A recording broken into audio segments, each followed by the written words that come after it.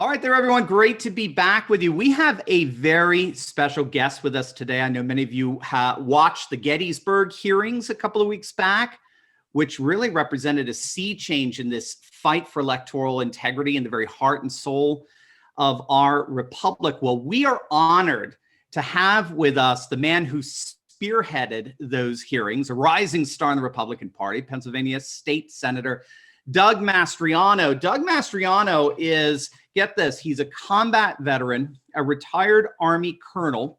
He is a professor with a PhD in history. He's an author. He has 4 master's degrees, and he is currently a state senator representing Pennsylvania's 33rd district. Senator Mastriano, when I read your bio, I was reminded of what Conan O'Brien said to the president of Dartmouth College after listing out all his achievements. Good God, man, what are you compensating for? That's You're hilarious. Smart. We get it. Move on. I love it. But in all seriousness, thank you so much for being with us today. We so dearly, dearly appreciate it. God has a sense of humor, it says in 1 Corinthians 1:27. He uses the foolish to confound the wise and the weak to confound the strong. And, really, that is my story. So much with so many of our Christians, really not much of a promising background, not like most likely to succeed or any of that. And, look what God did. And I think when I was led to the Lord as a teenager, I had a really on fire youth pastor, and it was funny. A lot of time youth programs these days are just a lot of fun and goofing off. It was like a church service for kids kind of thing for teens, right. And it was very basic stuff I think a lot of people take for granted. But his thing was, whatever you do in life right now, whether you're a student or you got a job, you got to do it as unto the Lord. I think that's in Colossians, right? So whatever you do in word and deed, do as if you're doing it for God. And so that's really hearing that as a new Christian, that turned me around academically and athletically. And it's like, I need to excel because I'm pleasing God with what he's given me at that moment. And as he says, in the parable, if you're faithful in small things, I'll put you in charge of large things. He certainly has that. Well, first of all, of course, thank you for your service. Thank you. And if you could you give us a bit of a backstory, just really quick, of how you went from Army colonel to Pennsylvania senator? So I hit mandatory retirement in late 2017 because I'm a strategic intelligence officer, and there's no general officers in our field. So if you make it to colonel, and about 7 to 10% of the class actually make it that far, you're done at colonel. That's where you peak at. And so the Army is a young man's business, or a young person's business. And so. And that was hit home to me like a decade ago on my last deployment to Afghanistan. I looked in the mirror and I aged 10 years. I was like, whoa, okay, the stress really does wear you down. But as I'm retiring, I really had a hard time, doctor, as you can imagine. My identity's tied up in it. It's all I ever wanted to do, the uniform and everything. It's everything. It consumes your life. And, having a cause higher than yourself. And anyway, and I was taking stock of my 30 years active duty, and I was really remorseful in that I don't think my generation was a very good steward with our country, because I was handed off to my son's generation, less free, less secure, less prosperous, and less good than how I got it from my dad's generation. He served in the Navy for 20 some years. And so I'm struggling with this, and I'm, kind of venting, having real hard time mentally and psychologically with it. And I'm right before an interview with a young man, and he's like in his early 20s at a radio station. And I'm saying all this, and he looked over at me and he goes, I'm a month out from retirement. He goes, well, Colonel, do something about it. And I'm like, wow, I'm whining over here instead of thinking of a path forward. And then, just a month later, the door opened up to run for office. It's kind of a long tale. I'm not going to go through it all. But in the end, I find myself as a senator in Pennsylvania, not something I ever aspired to be, but I'm thankful that I obeyed that call, even though I didn't want to do that. Wow. Well, it's amazing how you've been used ever since. Obviously, it seems you've been placed there for a reason, because those Gettysburg hearings changed everything. They got the ball rolling for similar hearings in Georgia and Michigan, and some very successful hearings in Arizona. Wisconsin has theirs coming up this week. But Gettysburg really was the initial shot, the shot heard around the world. So just give us a sense, what was behind those hearings, what initiated them, and the like. So, we've all been living through this election nightmare, and the media and everyone else is telling us, get over it. It's time to come together. Biden won. And I'm not exaggerating. I'm hearing from literally tens of thousands of people from across state, me personally, State Senator Doug Mastriano, from people saying, I was cheated. I don't know if my vote counted. I was told I voted already and I didn't register for a mail-in ballot, and they're showing up at my door, 7 copies of it, and, and on and on. And meanwhile, I'm very frustrated with the traditional media, and I agree with the president. They are complicit in this, because in our republic, a free press is essential, and it's to hold everybody accountable, not just the party that you love. I get it that there are papers that are, left or right. That's fine. But where is the neutral media that is just as intellectually curious with Wolf as they are with Mastriano, and they'll strain for a gnat to find something that they don't like about me. But for the governor, they're very forgiving, magnanimous, merciful and graceful. I was like, I wish I had that kind of free pass. But I'm looking around like everyone else. Something has really gone wrong. And if Governor Wolf is a governor of the people of Pennsylvania, he should take all these accusations seriously and say, hey, although he might like the outcome, he's like, I'm worried that the integrity of our election's been compromised, and therefore I'm going to launch an investigation to what happened in Philadelphia or Allegheny County in Pittsburgh. And instead, he's like, nope, nothing went wrong in Pennsylvania, move on. And his Secretary of State Bookvar, of whom I was a no vote on her confirmation and still calling for her resignation, she, of course, repeated his assertions. And then our own Attorney General, Josh Shapiro, who's supposed to be the senior law enforcement official, of the state. And I get it, he was on the ballot too. But how dare he, before one vote's counted, declare Biden the winner? Yeah. I mean, There's so nothing bizarre. Wrong. Yeah. I know. Yeah. And I'm like thinking, would a Republic, if it was a governor, Mastriano, would they be so gracious and say, oh, yes, instead he'd be like, he's voter suppression, he's against the people. And I'm tired of the hypocrisy. So here I am, I'm beside myself, Steve. And I have a committee, and I don't have to ask anyone's permission to hold a hearing. So I'm like, I need to hold a hearing and find out what happened. I want to hear from the eyewitnesses personally. And I'm looking at my committee. It's intergovernmental operations, slicing bureaucracy and red tape. Not really a good fit for election oversight. So I called up, not really. I mean, I could still do it, but I'm like, so I call up the chair of the policy committee, Senator Dave Argel, on the Tuesday before the hearing, the day before the hearing. I'm like, Dave, I need to hold a hearing. My committee's not appropriate for it. I don't think, could you please on Thanksgiving Eve drive over from Schuylkill County, and together we could chair this. And he's like, of course, Doug. I'm like, wow. So, hats off to Dave Argel for taking this huge risk. And so I'm like, I just need some good witnesses to come in and just tell us what happened to them. And you saw it. We only had time for 13, but 3.5 hours later, it kicked off with Giuliani making his case. And it was the first time that, he gave his opening arguments, the week before, with Jenna Ellis, and it was fantastic, but it was an opening argument and lack of specificity because they were talking about the nation and not specifically. So he came in and talked about Pennsylvania. And then the witnesses came forth, and it changed everything in our nation. What would you say were some of the more significant, can I say shocking revelations of voter fraud that you heard on that day? One was intriguing because there was a retired military intelligence colonel, ironically, he came and he was doing, you probably remember this scene. He did the statistical analysis. He was looking at the spikes, the anomalies. And I think he looked at 3 spikes that resulted in almost 700,000 votes, 670,000 votes. And he said, of those, 570,000 went for Biden. And the room gasped. Wow. People like, what? Could you imagine flipping a quarter 700,000 times and almost every time it's heads?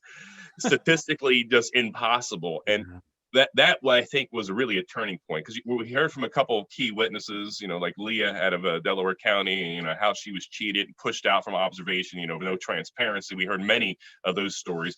One 82-year-old lady was there with her son and daughter, zooming in with her son and daughter, and she's like, I went to vote in person, and they told me, I think it was Pittsburgh, And they told me, you already voted, you did a mail-in vote, so, leave. And she's like, I did not. So somebody, fraudulent, and, her daughter and son described, the heartbreak that she was cheated and defrauded and nobody cares.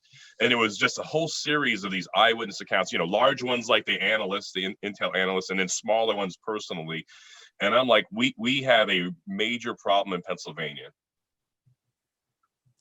You mentioned that term, nobody cares. And I'm hearing that a lot. There is a sense, so we were talking earlier that scholars are recognizing that a new politics is kind of emerging in the midst here. And I think the Gettysburg hearings reflected this. And this is a politics that's animated not so much by an animosity between parties, Republican versus Democrat, or ideologies, the conservative versus liberal, partisanship, aisles, right and left. It's an animosity that's being drawn. The lines of this clash is the people versus the political class, the ruled versus the rulers. And for so long, and again, these are scholars who noticed that in 2016, the Brexit election, the Trump election, there were so many voters who had not voted for years prior to those elections because they just thought there was nothing for them to vote for. There wasn't a dime's worth of difference, as it were, for this party or that party, this candidate or that candidate, this issue, that issue, because it just represented concerns and values that were so alienated from the populace. And the key thing, one of the key findings they found in this study, in particular, it's a British study by Matthew Goodwin and Roger Eatwell, is on average, and they took this poll in Europe, 70% of the European population, so it's on average, they could break it down between nation and they have an aggregate, 70% agreed with this statement: politicians don't care about me or my concerns. So you could see why the politics are happening the way they're happening in Europe with the rise of the third parties, what we'll call, say, bootlegging parties. It was a comparable figure here in the United States. I think it was around 68% said politicians don't care about me or my concerns. Are you you sensing that as well? You've been now in politics sort of officially now, not even 2 years yet, right? Is it technically your extensive time of a year and a half? Yeah, year and a half. So, okay, are you seeing a political class that tends to be deaf to the concerns of the populace? I really am, and I think the bifurcation, the dividing point, was probably at the genesis of COVID last February and March, when the governor came out with his orders, essential, non-essential. I know this is not the program for that, but it showed colleagues sending their staff home, offices closed, people in the state, or their lives are being turned upside down, inside out, uncertainty, fear, followed up later on by protests and riots in downtown Philly. And tens of thousands, no exaggeration, you can look at my files, tens of thousands of people, reaching out to me. My senator, my rep, they're not answering my phone. You're the only person that talks to us. And I told my staff, I said, we have to answer everybody. And I know, sadly, people have fallen through the cracks, but we try every phone call we try to return, every email we try to respond to, every message. And oftentimes, I would be on there myself at 2 or 3 o'clock in the morning trying to help people. And they're like, no, this is not really you. And I'm like, yes, I sleep as much as Trump does, obviously. But to hit your point, yes, there is this division, who is working for the people, or who's acting like a college professor defending their chair and won't do anything risky. And I'm just thinking, what's risky about serving the people? And so I told my staff, I said, we will not turn away anybody, whether they're from downtown Philly or from my district or any other corner of the state. We are here to serve the people. I am a state senator, and I'm here to help people any way I can. And because I think it's interesting. It's kind of like a continuation of a military service, service above self kind of thing.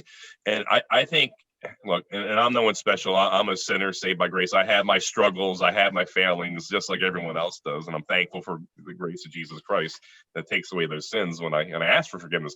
But we try to serve the people as best we can. And so there is a sharp division between people that's willing to serve and be there for the people, and those others who either aren't manning their offices or say, "Oh, you're not from my district, go away."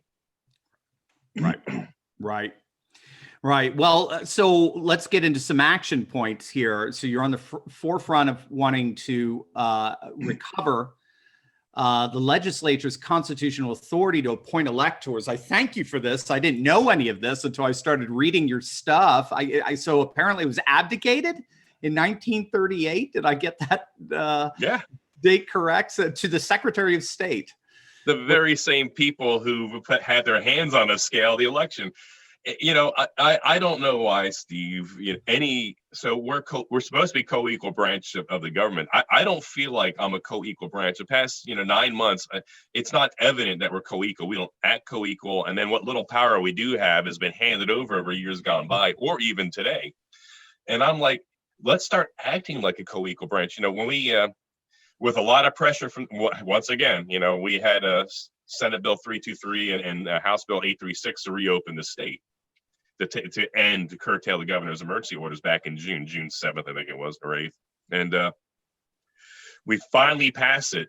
You'd think that we would have had a press conference with all the leadership and all the senators standing behind the leadership. Walk as free people. That's my motto. Walk as free people. You have your lives back. It's a COVID environment. Here's the precautions CDC says, but go out and live your lives as you see fit, as if it's a bad season of sickness and disease. Right.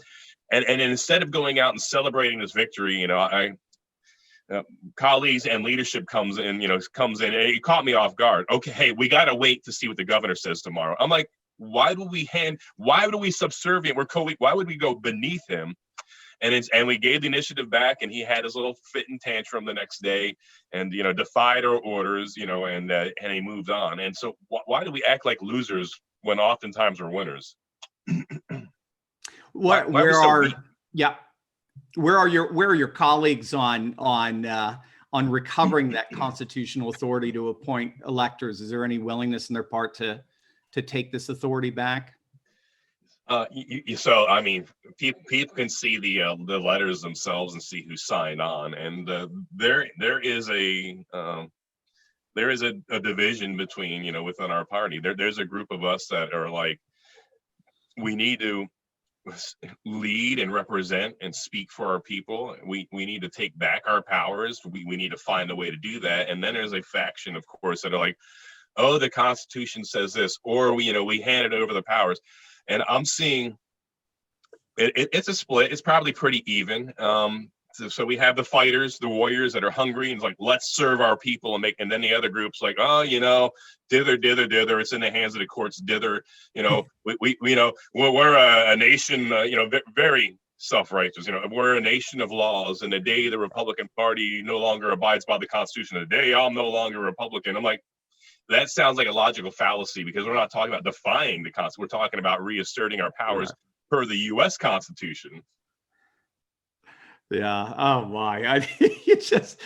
You hear that, it just makes you go, wow, where do people even learn to talk that way? It's so incredible. It was like rehearsed. I'm like, really? It is, or law school or something like that. Obviously, no, I guess this is obviously going to require a special session called, I'm assuming, which of course Governor Wolf isn't going to do. I did see Trump tweeting out a big thanks to Brian Cutler last night. Did I see that correctly? And what? Yeah, telling him, saying, he clearly understands what happened in the 2020 election. What's going on right now as of, where are we? December 8th, 2020 with the Pennsylvania legislature. Yeah. And this is going to anger people just as it angered me. It's come to find out that there's this, Byzantine archaic rule that the General Assembly is out of business every 2 years at 11 p.m. on 30 November.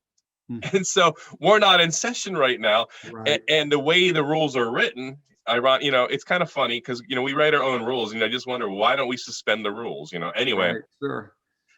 and the only person who could bring us back in during this period, we're waiting for the Secretary of State to certify us, the very person that, is part of this problem, and no one can bring us in except the governor. So obviously that was written in a time when it was assumed that the governor would be a man of the people and not of the party, I guess. Right. And so here we are. There's a division. We have people like Daryl Metcalf who believe we need a simple majority in the House and Senate, and we have plenty in the Republican side in the House Senate, a simple majority to say, Governor, we're going to meet. And then we have the other group says, nope, only he can summon us. So I think too many times we defer to the attorneys. And my view of attorneys has evolved over the years in the military. When you're in a combat zone and you have a high value target, within your grasp, and the commander will look over at the attorney, can I do this, can I take out that target, and they're like, no, you can't. And so we're going to lose more American lives because an attorney has an opinion. They're a staff officer, they have a legal opinion, and I could find 10, 20 other guys around the corner that are attorneys that have a different opinion. And so, but it seems like I think their view of the Constitution and the attorneys and what the General Assembly can and can't do is backward. Because so many times I hear, well, the attorney said we can't do this. And as leaders, why don't we say, okay, attorneys, that's your opinion. How can we convene this? How can I legally bring the people together, understanding your misgivings? But you're a staff officer, tell me, figure out the way to work around this. There's always exceptions. And so where is a great mind like Benjamin Franklin? I look at the Indian War when the Quakers didn't want to, bring relief to the backcountry, where I live now, where the French and Indian War broke out and people are being massacred from Lancaster to Chambersburg. And Benjamin Franklin, he always found a workaround. He's like, okay, since you Quakers in Philadelphia, who are safe and secure, by the way, way far away from the fighting, since you can't authorize because of your religious beliefs, anything for bloodshed, therefore, how about if we just, authorize the governor a certain amount of money for him to use for defense, and then the blood will be on his hands. And they're like, oh, okay. And I'm praying, God, give one of us a Benjamin Franklin moment and say, here's how we can do it, but it's not happening yet. And it's funny because it just seems that, the winds have changed. I was just on Rasmussen this morning. 47%, this is nationally, think that fraud was likely committed. You had the Trafalgar poll of Georgians that found 53% believed that the election was altered by fraud. 58% of Georgians want a special session of the legislature called. That's the McLaughlin poll. They're refusing to do it, even though they have a triumvirate there. Republicans have both chambers and the governorships. And yeah, it really does. I think, especially with these Senate runoffs coming up on the 5th, it just seems if Republican legislatures are seen as turning the very same dismissive, deaf ear to the deplorables in particular, but just to the people, to millions and millions of voters, then they are not just alienating themselves from the deplorables, but they are aligning themselves with the very political class that populists so disdain, that actually awakened populist movements in the first place. And we have the Senate in the balance over this. It seems like they're making some really horrible miscalculations there. Is it something just akin to, if we just get rid of Trump? The guy just, he sucks up all the oxygen, not just in a room, but in a nation. We just get, if we just get rid of the guy, we can move on.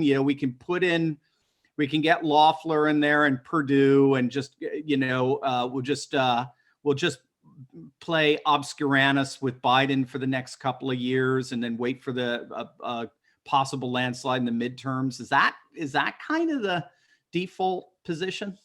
It does seem like it, and I hope I'm wrong on this here. But why, when we have, for instance, in Pennsylvania, we have a majority in the House and Senate. It's not a super majority, but it's it's a workable majority. And we had a red wave. We increased our seats in the House and Senate at the state level. But it does seem like status quo. Just don't rock the boat. Hey, Doug, don't tie yourself too closely to President Trump. I'm like, what? So doing my job as oversight and transparency and holding a hearing where the people need to be heard and should be heard to find out what's going on, is dangerous and risky. And if that's dangerous and risky, sign me up, because it's just part of the job. And if they can't handle it, start acting like a winner. Start walking in victory. Stop dithering. Yeah. And I might lose my election in 2 years. Okay, if you're going to have a defeatist attitude, we'd be better off without some of them. Right. And again, with a massive populist coalition, no, you won't lose. Yeah. We can beat him every time. And it's not like Trump's going anywhere. He's still going to be kingmaker. He's still going to be sucking the oxygen out of things. Yes. So, it's kind of ironic. You think about, I was looking at my 4 social media platforms, and obviously Twitter exploded thanks to Twitter suspending my account in the middle of they suspended my personal account in the middle of the hearing, an account that I haven't used very much, by the way, but obviously if they suspend that, I can't post on my Senate one. Right. And then, of course, when the president came out and tweeted, respected Senator Doug Mastriano's Twitter account was suspended, it exploded. And so on my this is part of your populist movement. This is some facts to back up what you're saying. I did a calculation of my 4 major sites, and I have likes or follows of almost 700,000 people. Wow. Senator Mastriano on my 2 Facebook, my 2 Twitters, I had my personal one and my state one, and that you would think that any colleague or fellow Republican would think that it would be a good idea to throw me under the bus, with that kind of reach. I mean, they're just not very smart people. And the irony is I shared, this cost me a lot of money, buying ads, 2 years ago when I ran for office, but I shared them all the secrets I learned. They would pay consultants tens of thousands of dollars. I laid it all out there to all my Republican colleagues and the independent that caucuses with us. And only one of them listened to me, Senator Mario Scavello. Now he's like number 2 in the Senate. But I have more followers on Facebook alone than all other 49 senators combined. So we have a populist movement that is built as it's an emotional connection with many of these people. They've come to the rallies. They've been following my live streams, since March. And we do have this connection. And I just don't know how any career politician couldn't be savvy enough to say, you know what? Instead of viewing Mastriano as a threat, how could we use his voice to perpetuate our message? Exactly. But I think personal pride or personal jealousy often trips people up. Yeah.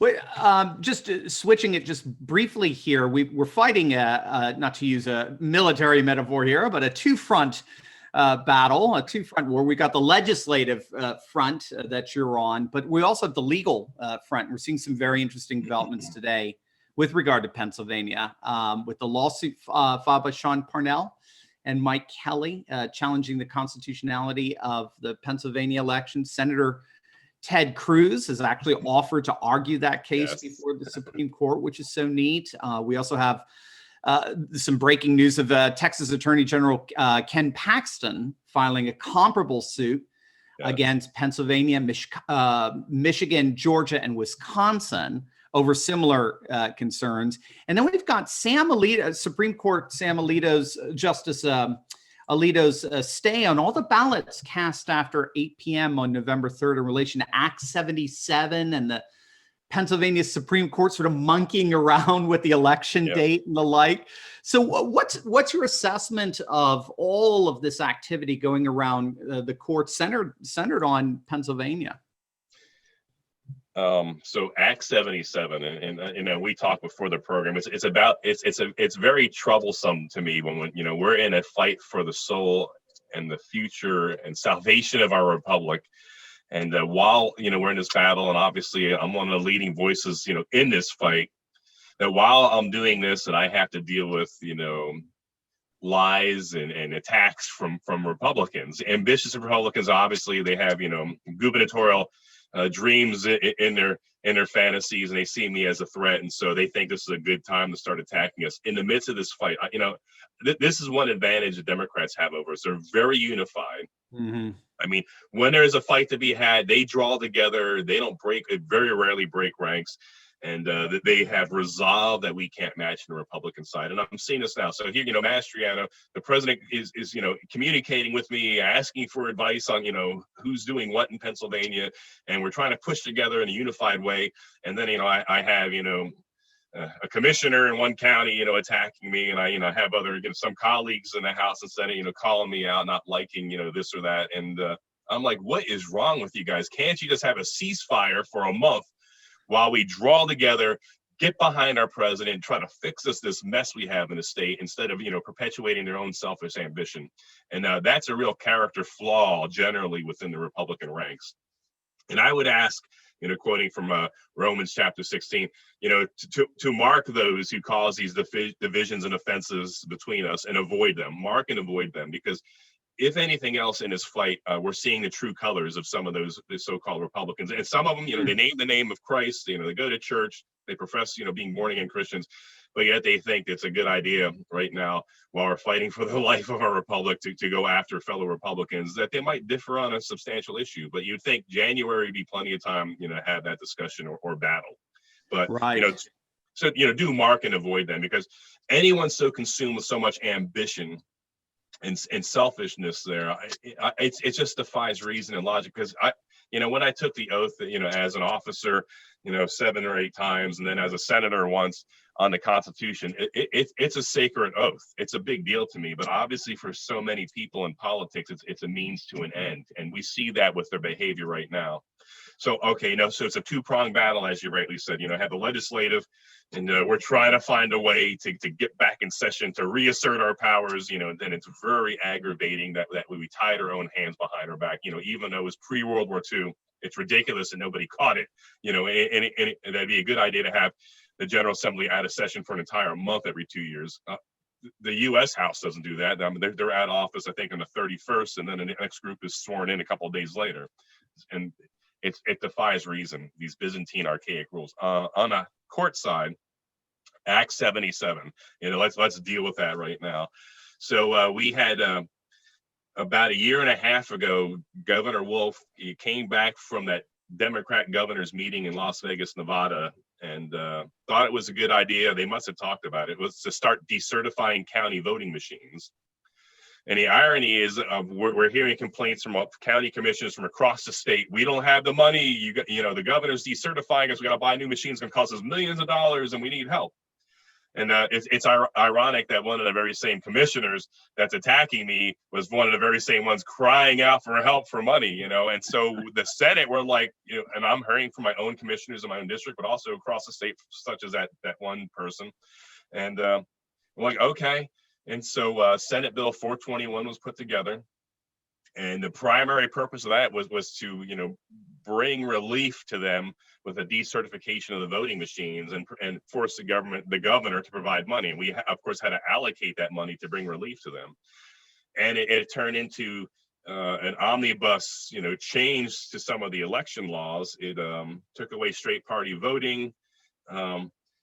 It had safeguards for mail-in voting. It had for Pennsylvania, fairly strict. Pennsylvania's voting system is terrible, but it had requirement for matching signatures, for the security envelope, for date timestamp had to be received by 8 p.m. on election day.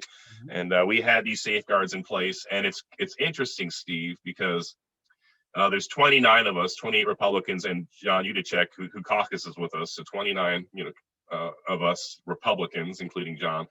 And we voted unanimously for this voting reform. But there was anything that happened since we voted on that is not what we voted on. And so it's funny because myself, Senator Scott Hutchinson, Senator Kristen Phillips Hill, and one or two others, if there's Senator Michelle Brooks, if there's anything iffy, we break ranks. You'll see I was a no on the budget 2 weeks ago. One of maybe 3 or 4 Republicans that said, no, it's a terrible thing. And it's ironic to me that it's funny to find faults and to attack us for that vote when not one of us anticipated anything that happened. So what happened?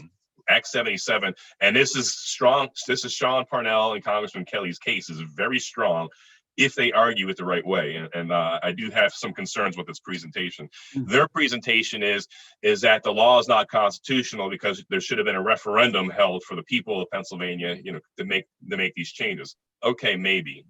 I'm not so sure that's so strong though, because we have the power to change the voting law. That's constitutional. I think and I do hope they argue both. They can argue that, but here's the strong one: is that what was passed last year with what became Act 77 is nothing like what was implemented in 2020. And for instance, we had, I'm an intel analyst. My job, most of my career in the Army was, predictive analysis, trying to predict what the enemy was going to do and then offer advice to the commander how to destroy them and win on the battlefield, whether it was insurgent warfare in Afghanistan, or major warfare, in Iraq and Desert Storm, or the Soviet Union for that matter. And so nobody could anticipate, of course, COVID. And the governor, like a true leftist, never let a crisis go to waste, as they like to say, right? And right. That's in their handbook. And sure enough, he fear-mongered. Obviously, there was a lot behind that, but I think in the end, his eye was always on the election. And he fear-mongered so much, he brought into doubt whether polling stations would be open. It won't be safe to go. You're going to be sick. The elderly who often man the polling stations or might die from COVID because, they'll be exposed to all these people coming in. And so with all that fear-mongering, he started pushing mail-in balloting beyond anyone can imagine. Now, he had no money to perpetuate that until COVID funds came in, and he took COVID money and perverted it to proactively start pushing mail-in voting. And so people are getting all these requests, sign up for, and they're being fear-mongered. They're being told their polling stations might not open because it's a major health risk, and no one can man those stations. The elderly won't show up.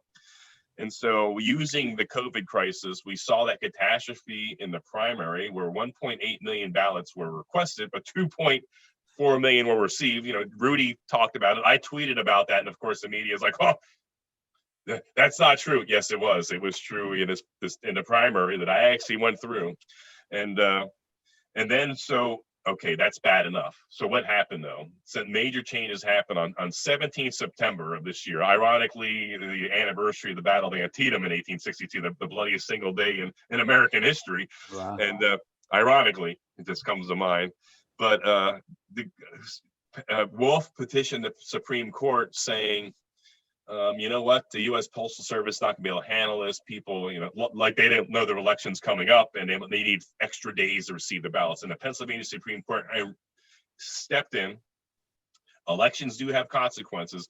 I think it was only 16-17% of the state came out for the Supreme Court elections a couple of years ago. And as a result of that, the safety net we had of a Pennsylvania Supreme Court with constitutionalists became a radical legislative body, which is not constitutional. And so 5 of the 7 Supreme Court justices are very left Democrats. And so they rewrote Act 77. They took away our limit that it ends at 8 p.m. on election day. It was following that Democrat narrative coming out of Nancy Pelosi's mouth, people need more time to mail in their votes. It was ridiculous. And so instantly the Pennsylvania Supreme Court legislated from the bench. They didn't interpret the law or the application. They rewrote our Act 77. So right then, and the Democrats are great. They always do the September and October so late that we don't really have a strong chance to respond and overturn it. And, we did try with Alito, and Alito tabled it. He just said, hey, segregate the votes, but he didn't, it was referred to the Supreme Court of the United States, but it was a 4-4 split because Amy Coney Barrett was, she had just been sworn in. She was like, hey, I don't know what's going on. So she recused herself, sadly. Right. And so, okay. Then what happened next? I think it was Supreme Court of Pennsylvania changed the law. They rewrote the law. 23rd of, it's compromised, but it's going to get worse. 23rd of October, Secretary of State Bookvar came in and took away all the safety net that we had, matching signature, a date stamp on the envelope, the security envelope, and any other safeguard that we had on the ballots was ripped away. And then the night before the election, she also issued conflicting guidance. At 10 p.m., I think, she issued, and most of the voting officials were in bed, getting ready to get up at 5 a.m. to head to their jobs the next day on election day. And she issued conflicting guidance on the mail-in balloting, what to do with them, whether to segregate or not. And so it's interesting. I think 60 of the 67 counties did segregate them. It's the 7 that didn't are the 7 Democrat counties across the state. So Sean Parnell and Congressman Kelly's case is strong if they argue that the Pennsylvania Supreme Court, together with Wolf and Bookvar, rewrote the law and legislated and perverted what we implemented. And with that, and I'm sorry, my friends, that the whole discussion of Act 77 is complicated, because it is, because Wolf stuck his finger in there with the Supreme Court and changed it. Right, right, right. Yeah, yeah. It looks really interesting the way everything is. I think it was Jordan Sekulow who's saying that the Supreme Court is waiting for a number of cases to arise that are all outcome determinative, so that if the court were to side with the Trump team, it would change the election result. So it's kind of, go big or go home. As far as the Supreme Court is concerned, unless this is changing the outcome, we don't care. Take it up with your, state, your secretaries of state or your electors or what have you. So certainly Pennsylvania is at the forefront of this, because this would, it seems to me at least, be certainly outcome determinative. And with this Texas lawsuit seeming to echo that as well, it just puts a little more muster behind it. Do you think any insight there with Ted Cruz? That was an interesting, offer he gave in terms of arguing this before the Supreme Court. I don't think, maybe I'm wrong, but I don't think he's lost a case before the Supreme Court. I do believe he has like almost a perfect record on it. Wow. And today I believe Jay Sekulow from ACLJ is leading the charge, and he's been before the Supreme Court many times since the 80s. I think it's going to be compelling. Obviously, today's decision by Alito whether to take this up to the full Supreme Court for a decision is huge. Right. And it does look like, I'm glad that, so we held a hearing the day before Thanksgiving, and it changed everything. Right. So, Giuliani was telling me, Mayor Giuliani, he goes, Doug, everyone was backing out until you held this hearing, and it had the effect that he had hoped that, Arizona and Michigan and Georgia would all follow suit. And it looks like Arizona is even taking a bolder step now than we. I wish we were still leading the way, but I'm happy and honored that God would use, me with a simple hearing. And it's funny, the media, we invited them to come. They didn't come. They just blew it off. And then, of course, the red herrings and why he should not consider it a serious hearing because he held it in a hotel. And I'm like thinking, so I am a committee chair, junior senator, but I have a committee. I've held committee hearings, even in American Legion. I've seen committee hearings, in community halls. I held it in the visitor center in Chambersburg. You go wherever the people can attend. That's supposed to be transparency and, fact finding, and try to come up with answers. And they are worthy endeavors. Any hearing I've held, because we try to have a solid lineup, and it's like, wow, okay, now we know what the problem is, and here's how we're going to fix it. And so when I called up Senator Argyle and asked him to use his policy committee to host, my hearing, which, as I said, he graciously and heroically said yes. And he's like, where do you want to hold it? And I said, I want to do it in Gettysburg in a hotel, because any facility in Harrisburg is too small with all the COVID restrictions. I won't be able to get 10 people in the room, beyond the speakers.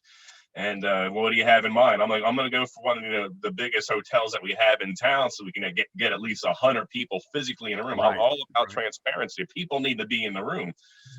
I get it. It's televised. You can watch it on Zoom. It's not the same thing. And so, sure enough, and the emotion in the room was palpable. I mean, the people were like, finally, we're being heard, and exactly. Cheering and interruptions. And I was like, wow, it was almost like a rally. But it's just because I held it in a hotel, it's a legitimate hearing. It was a committee hearing. And how they could say that after the last 6 months of Biden hanging out in his basement, you don't even know what to say at that point. I like to say they're not so much reporters, they're hecklers at this point. Yes. God, terrible. Senator Mastriano, this is an ongoing narrative every day, every hour, something new. So how can people follow you for the latest developments in Pennsylvania? So the best place to go is on Facebook, my Senator Doug Mastriano page. And, we have about 250,000, likes and follows, but I do my nightly lives on there at 8 p.m., usually Monday through Thursday, occasionally special times, but that's right. I tell you what's going on. I often don't save those. So you got to got to jump on live, and you'll hear frank, heartfelt discussion. I'll interact with the people, answer their questions or read their comments out loud. And that's how we stay in touch, and that's how you get the latest and greatest unfiltered truth from me as best as I know it at the time. And then, of course, you can go on my Twitter, and thanks to President Trump, it's on fire. It's almost at 200,000, and it's also Senator Mastriano. And thank you, Twitter, for drawing attention to me, because I think I started off, Steve, that day with about 5,000 Twitter followers. Now I'm at like 182,000 or something now. So thank you, my friends, for the attention. Facts are stubborn things. Jesus said the truth shall set you free, and we're identifying truths and laying it out there, and the people are attracted to it. Wow. Senator Mastriano, thank you so much for giving us some of your time. You are a blessing to the state of Pennsylvania and to our nation. We do not deserve you, but I am thankful that we have you. So God bless you, sir. Thank you. Thanks for all that you're doing as well. God bless you. And Merry Christmas. Merry Christmas to you.